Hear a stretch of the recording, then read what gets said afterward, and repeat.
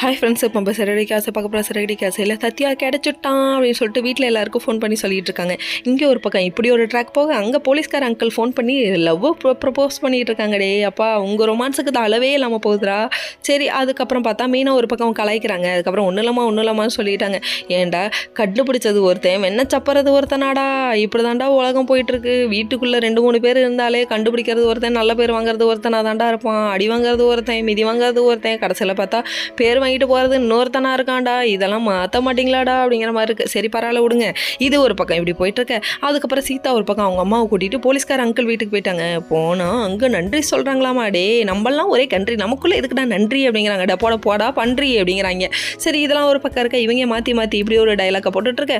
இங்கே ரோஹிணி அடிக்கிற கூத்த பார்க்கணுமே. ஆன்ட்டி என்ன ஆன்ட்டி இந்தாங்க ஆன்ட்டி என்னோட சம்பள கவர் அப்படிங்கிறாங்க. என்ன சம்பள கவரா? அது எதுக்கு என்கிட்ட கொடுக்குற? அதாவது அவங்க மாமா முன்னாடி கொடுக்குறாங்களாமா. டே, பால் போட பார்க்குறியா?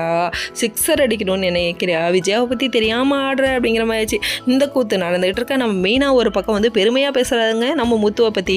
ஏங்க நீங்கள் பாலை குடிச்சிட்ருக்கீங்க அப்படின்னு சொல்ல, இப்போ என்ன பீர் குடிக்க சொல்கிறியா? இருந்தால் போகிறேன் அப்படிங்கிறாங்க. டே, சும்மா கூட சொல்லக்கூடாதாடா, ஏன்டா இப்படி பண்ணுற அப்படிங்கிற மாதிரி இருக்குது. இவனுங்க அடிக்கிற அலப்பற தாங்க முடியலடா. இப்படி இவங்க என்ஜாய் பண்ணிகிட்டு இருக்கா. திடீர்னு முத்துக்கு ஒரு சந்தேகம், எனக்கு ஒரு சந்தேகம். என்னப்பா அது அப்படின்னு சொல்லி கேட்டால், சீதாவுக்கு எப்படி நம்பர் கிடச்சிச்சு?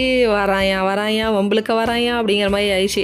சீதாவுக்கு எப்படி நம்பர் கிடச்சிச்சா, எப்படி சொல்கிறதுன்னு தெரியாமல் திருன்னு முழிக்கிறாங்க. இப்போ இதுக்கு திருவிழாவில் காணா போன ஆடு மாதிரியே முழிக்கிற, உனக்கு தான் போய் சொல்ல வரலையே, போட்டு கொடுத்துறேன் அப்படிங்கிற மாதிரி இருக்குது.